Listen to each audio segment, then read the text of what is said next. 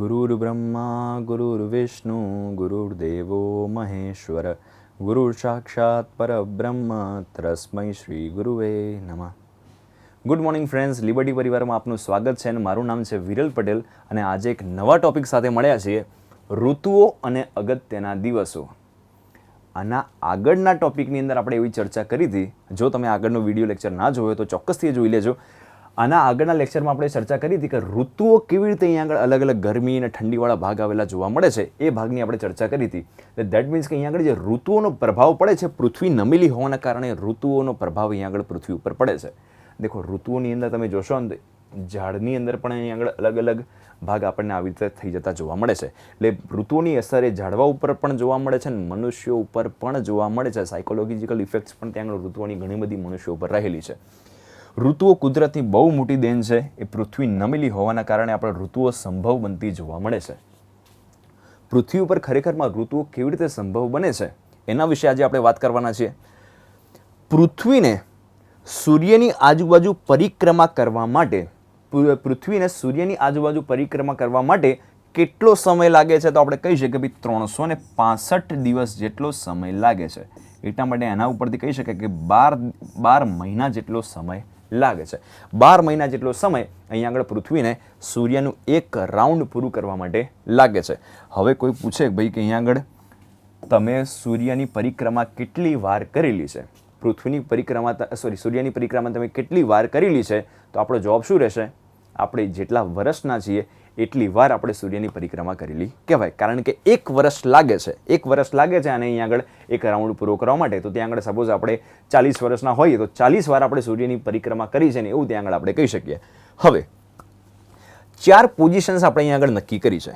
પૃથ્વીની ફરતી વખતે 4 ઇક્વલ પોઝિશન્સ અહીંયા આગળ નક્કી કરી છે. એક પોઝિશનમાંથી બીજી પોઝિશનમાં આવવા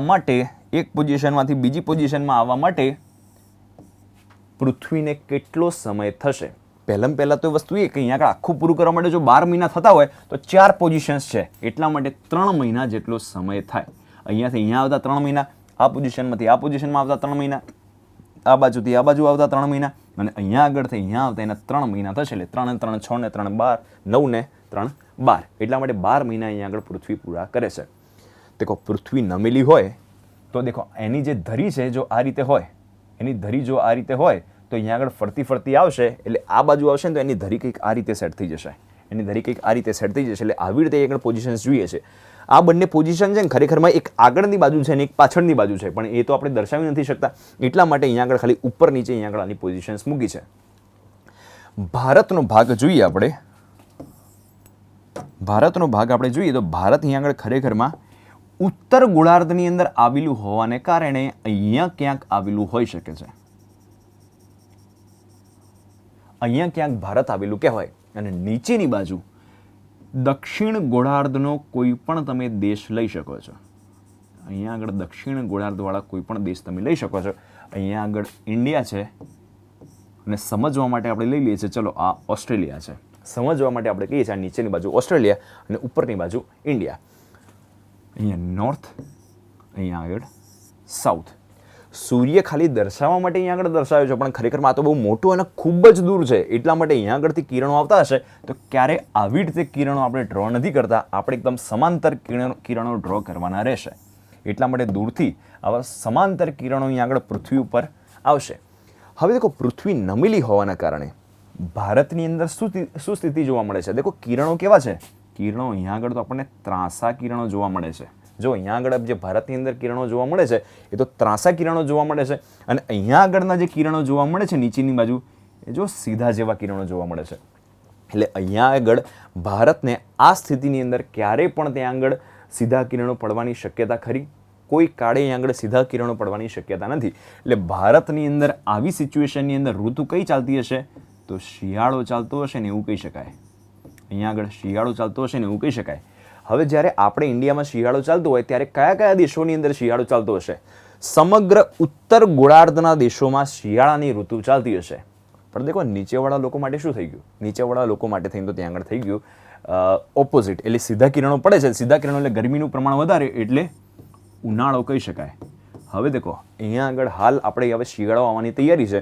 શિયાળો આવવાની તૈયારી છે એટલે ત્યાં આગળ આપણે શિયાળા માટેની તૈયારી કરીએ છીએ, પણ ઓસ્ટ્રેલિયાવાળા લોકો માટે ત્યાં આગળ એકદમ લાઇટ કપડાં લાવશે, એટલે ત્યાં આગળ ઉનાળાની ત્યાં આગળ તૈયારીઓ એ લોકો કરશે. એટલે આવી રીતે ડિફરન્સીસ જોવા મળે છે. આપણે ત્યાં અહીંયા આગળ જ્યારે શિયાળો ચાલુ હોય ત્યારે ચાઇનામાં શિયાળો જ ચાલુ હશે, રશિયામાં પણ શિયાળો ચાલુ હશે, ઇંગ્લેન્ડમાં પણ શિયાળો ચાલુ હશે. એટલે ઉત્તર ગોળાર્ધના દરેકે દરેક દેશની અંદર ત્યાં આગળ શિયાળો હશે, નીચેવાળા ભાગની અંદર એ વખતે ઉનાળો જોવા મળશે. ડાયરેક્ટલી અહીંયા આગળ આ ડાયગ્રામ ઉપરથી સમજવાની જરૂર છે, કારણ કે નીચેની બાજુ અહીંયા આગળ સીધા કિરણો પડે છે, અહીંયા આગળ ત્રાંસા કિરણો પડે છે, એટલા માટે થઈને આ ભાગ જોવા મળે છે. હવે માની લઈએ આ સૌથી ત્રાંસી પોઝિશન હશે ત્યારે ડિસેમ્બર મહિનો ચાલતો હશે. માની અહીંયા આગળ ડિસેમ્બર મહિનો ચાલે છે, તો અહીંયા આગળ 3 મહિના પછી અહીંયા સમય કયો મહિનો ચાલતો હશે? તો અહીંયા આગળ આપણે માર્ચ મહિનો ચાલતો હશે ને એવું કહી શકાય. માર્ચ મહિનો ચાલતો હશે.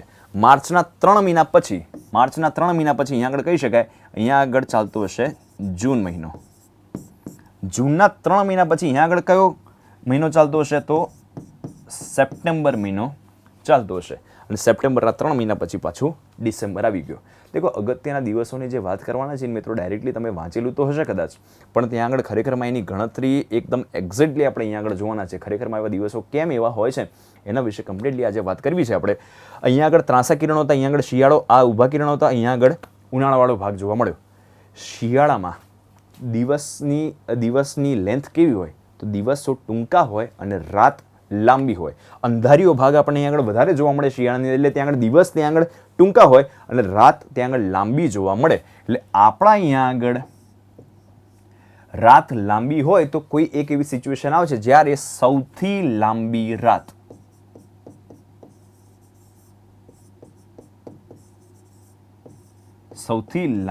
રાત એ ક્યારે હશે? એ આ પોઝિશન્સમાં અહીંયા આગળ આપણે કહી શકીએ કે અહીંયા આગળ 21 ડિસેમ્બર, 22 ડિસેમ્બર આવી બધી જે ડેટ્સ જોવા મળે છે એ વખતે અહીંયા આગળ સૌથી લાંબી રાત હશે. આ સૌથી લાંબી રાત શું પૃથ્વી ઉપરની સૌથી લાંબી રાત? બિલકુલ પણ નહીં. આ સૌથી લાંબી રાત શું એકલા ભારત માટે સૌથી લાંબી રાત? એ પણ બિલકુલ નહીં. ઉત્તર ગોળાર્ધની સૌથી લાંબી રાત એટલે 21 અને 22 ડિસેમ્બર આપણે કહી શકીએ. 21 અને 22 ડિસેમ્બર સૌથી લાંબી રાત સમગ્ર ઉત્તર ગોળાર્ધ માટે. તો ઓસ્ટ્રેલિયા માટે આ સૌથી લાંબી રાત હશે? નહીં હોય. પણ અહીંયા આગળ શું હશે? અહીંયા આગળ તો સૌથી લાંબો દિવસ થઈ જશે. નીચેવાળા લોકો માટે થઈને આપણે અહીંયા આગળ જે સૌથી લાંબી રાત હોય એ લોકો માટે ત્યાં આગળ નીચે સૌથી લાંબો દિવસ થઈ જતો હોય છે. અહીંયા આગળ 1-2 દિવસના ડિફરન્સીસ આવા જોવા મળતા હોય છે. અમુક વાર વધારે પ્રિફરેબલ છે, 22 ડિસેમ્બર વધારે પડતી આવતી હોય છે, પણ ઘણીવાર 21 ડિસેમ્બરના આવા બધા ભાગ પણ ત્યાં આગળ વેરિએશનમાં જોવા મળતા હોય છે. એટલે ક્યારે તમારા ઓપ્શનની અંદર 21 ડિસેમ્બર, 22 ડિસેમ્બર આવા બધા ઓપ્શન્સની અંદર નહીં આપે. ડિસેમ્બર 21 અથવા ડિસેમ્બર 22 એકાદો ઓપ્શન આવો જ હશે, અને સાથે સાથે બીજા બધા માર્ચને એ બધાની ડેટ હશે. કારણ કે અહીંયા આગળ 21 ડિસેમ્બર પણ આપણો સાચો જવાબ કહી શકાય, 22 ડિસેમ્બર પણ આપણો સાચો જવાબ ત્યાં આગળ કહી શકાય. હવે આ ભાગની અંદર આપણે હમણાં જોયું કે અહીંયા આગળ સૌથી લાંબો દિવસવાળો ભાગ અહીંયા આગળ ઉનાળો ચાલે છે, એવો ભાગ ચાલતો હશે. બીજો એક કોન્સેપ્ટની વાત કરીએ તો આ કિરણો અહીંયા સુધી પડે છે. પૃથ્વી આવી રીતે ફરે છે. પૃથ્વી આવી રીતે ત્રાંસો ભમરડો ફરતો હોય ને એવી રીતે અહીંયા આગળ ફરે છે. એટલે અહીંયા આગળ શું આ કિરણો એ આ ભાગની અંદર પડી શકે ખરા? અહીંયા આગળ કિરણો પડી શકે? ક્યારે પણ કિરણો પડી ના શકે. અહીંયા આગળ આખો ભાગ આ અંધારામાં જ ફરતો રહેશે. આ પાછળનો ભાગ આખો અંધારાની અંદર ફરતો રહેશે. એટલે આ ભાગની અંદર શું કહી શકાય? અહીંયા આગળ 24 કલાક અહીંયા આગળ રાતની અનુભૂતિ થશે. આ ભાગની અંદર આપણને 24 કલાક રાતની અનુભૂતિ થશે. નીચેની બાજુ જુઓ, અહીંયા આગળ ભાગ આવી રીતે ફરે છે, તો અહીંયા આગળ તો નીચેના પોઈન્ટમાં પણ સૂર્યના કિરણો પડે છે અને ઉપરની બાજુ પણ અહીંયા આગળ સૂર્યના કિરણો પડે છે. એટલે દરેકે દરેક જગ્યાએ આખા સમગ્ર અહીંયા આગળ નીચેવાળા ભાગે, આ સમગ્ર દક્ષિણ ધ્રુવવાળા ભાગે અહીંયા આગળ કિરણો પડશે. એટલે 24 કલાક અહીંયા આગળ દિવસની અનુભૂતિ થશે. એટલે ખરેખરમાં જોવા જઈએ તો અહીંયા આગળ શું સૂર્યની પોઝિશન ચેન્જ થશે? હા, પોઝિશન તો ચેન્જ થશે, પણ 24 કલાક તો પછી દિવસ કેવી રીતે કહી શકાય? અહીંયા આગળ ખરેખરમાં છે ને સૂર્ય આમ આજુબાજુ ગોળ ફરતો હોય, આખો આમ આજુબાજુ તમને ગોળ ફરતો લાગે, કારણ કે પૃથ્વી આવી રીતે ફરતી હોય ત્યાં આગળ આખો આમ આડો ગોળ ફરતો હોય એવું લાગે, પણ સૂર્ય ક્યારે આથમે નહીં. આપણે અહીંયા આગળ કેવું થતું હોય, સામેની બાજુથી નીકળે અને ઓપોઝિટ સાઈડ ત્યાં આગળ આથમી જાય, પણ અહીંયા આગળ એ વસ્તુ આપણને જોવા મળતી નથી. 6 મહિના પછીની વાત એટલે અહીંયા આગળ જો આપણે જોવા જઈએ તો આ ભાગની અંદર હવે નોર્થવાળો ભાગ હતો, સાઉથવાળો ભાગ હતો. આ ભાગ થઈ ગયો આપણો ઇન્ડિયાવાળો ભાગ. આ ભાગ આપણે ગણી શકીએ ઓસ્ટ્રેલિયાવાળો ભાગ. હવે ઇન્ડિયાની અંદર કિરણો કેવા છે?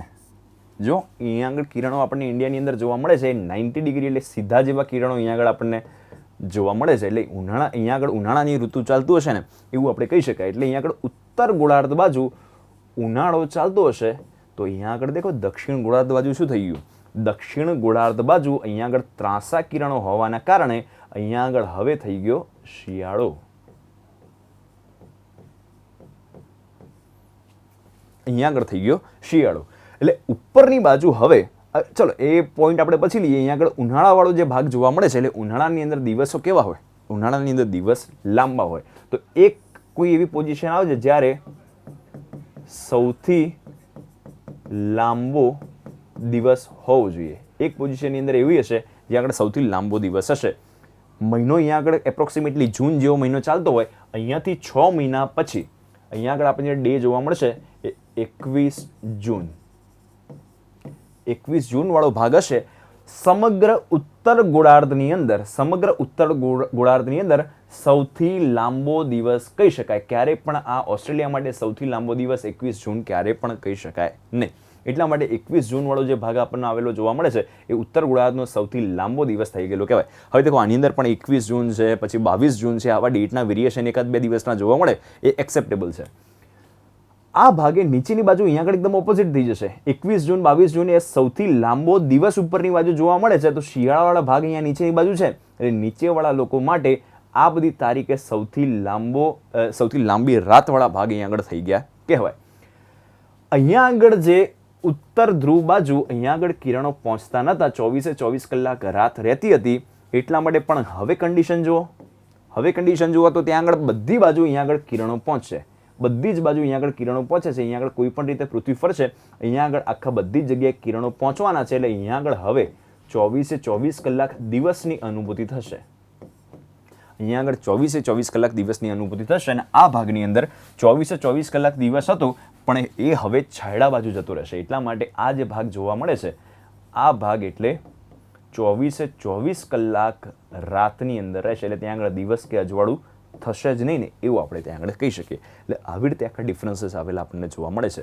અહીંયા આગળ હતો આપણો શિયાળો, તો એ વખતે થઈ ગયો આપણો ઉનાળો. નીચેવાળા લોકો માટે એ વખતે ઉનાળો હતો, તો એ લોકો માટે થઈ ગયો શિયાળો. હવે વાત થઈ માર્ચ અને સપ્ટેમ્બર. માર્ચ અને સપ્ટેમ્બરની હું વાત કરું છું. ડેફિનેટલી અગેન હું તમને કહું છું, આ તો બહારની સાઈડના ભાગ છે, એ ડાયરેક્ટલી આપણે જોઈને બતાવી શકીએ નહીં. પણ સિચ્યુએશન કેવી હશે? ઉત્તર ગોળાર્ધની અંદર અહીંયા આગળ સૌથી લાંબો દિવસ હોય, તો દક્ષિણ ગોળાર્ધની અંદર સૌથી ટૂંકો દિવસ હશે. એક બાજુ સૌથી લાંબો દિવસ, એક બાજુ સૌથી ટૂંકો દિવસ. આને ત્યાં આગળ બદલાતા કેટલો સમય થયો? એને બદલાતા ત્યાં આગળ 6 મહિના જેટલો સમય થયો. એટલે જે સૌથી લાંબો દિવસ હતો એને સૌથી ટૂંકો દિવસ, અને સૌથી ટૂંકા દિવસને સૌથી લાંબો દિવસ થવા માટે 6 મહિના જેટલો સમય થયો.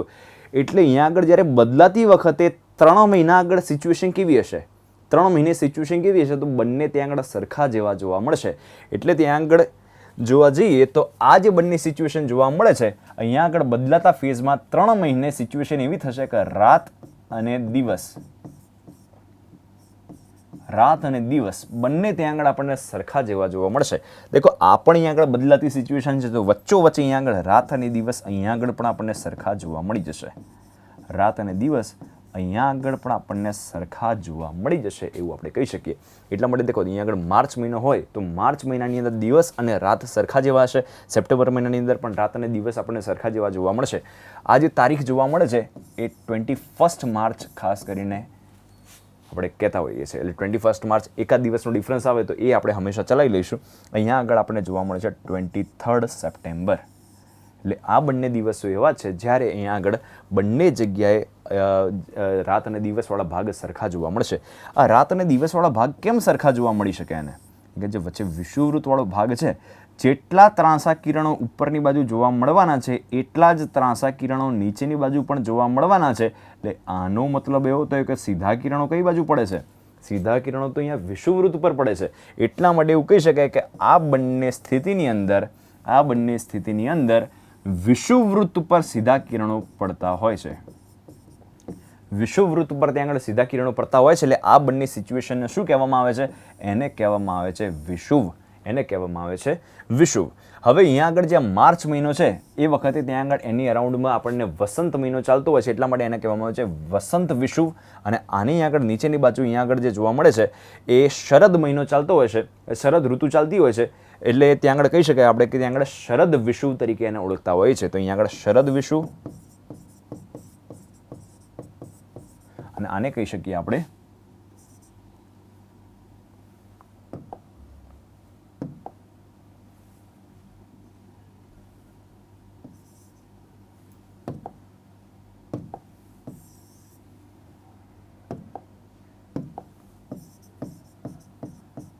વસંત વિષુવ. એટલા માટે આ વિષુવવાળા ભાગ કહી શકાય અને આ બધા અયનાંતવાળા ભાગ કહી શકાય, જેને આપણે કહીએ છીએ સોલ્સ્ટાઇસ.